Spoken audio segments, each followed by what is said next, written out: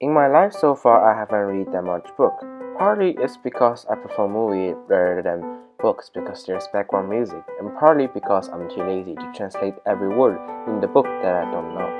However, there's still some books become part of my life, and I'm going to talk about this book in my video.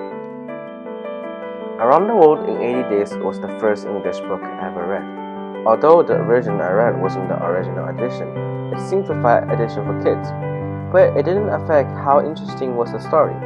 Like in the middle of the book, there's a detective saw the main character Phileas Fogg is an escapee. And I also like how the book ends.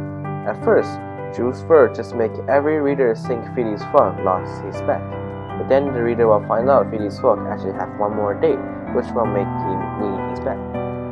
Diary of a Wimpy Kid was the book I read after I finished Around the World in 80 Days. The only reason I picked this book is because the word in it is very easy and simple. The story didn't really have any deep meaning, but the whole story is fun. Not like many other stories, the main character is not a success person.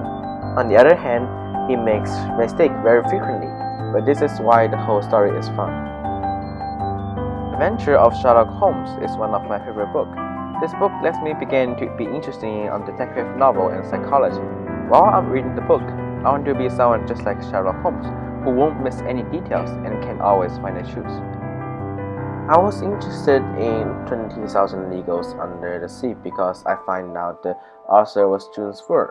After I read Around the World in 80 Days, I loved Jules Verne's books because I can't imagine how well the story progressed. I read this book before I even knew the submarine, so the Nautilus, which is the submarine in the book, really impressed me. And this book actually made me want to learn diving by all the things that Jules Verne wrote to describe the sea. After finishing 20,000 Leagues Under the Sea, I was into science fiction movie.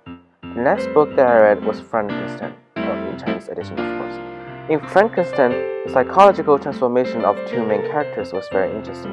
At first, the monster was simple and friendly, but then he became a devil because the people are afraid of his look. Frankenstein thinks he doesn't have any fault for creating the monster at first, but then he starts to feel guilty, and in the end, decides to undertake the responsibility and fight with the monster.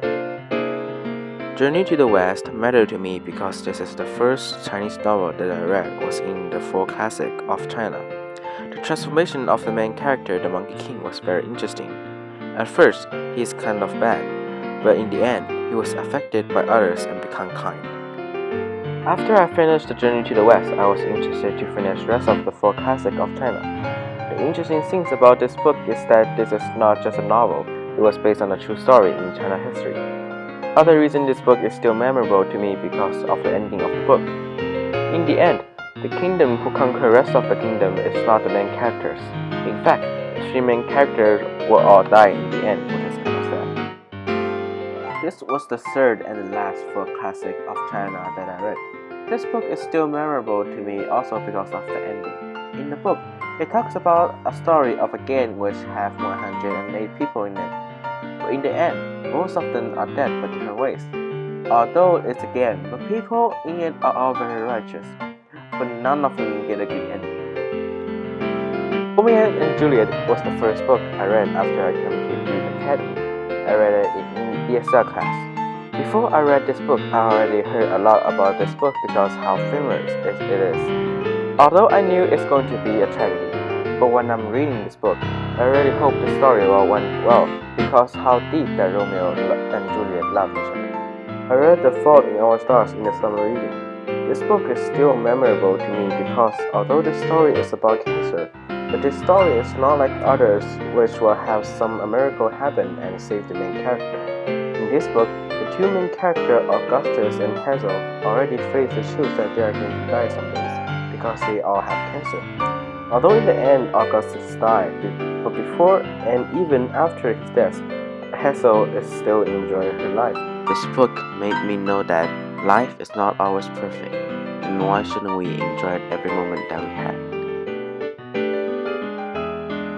Although books is not an important role in my life now, but books did bring a lot of fun and knowledge to my life. Who knows, maybe some days I will be addicted to reading books.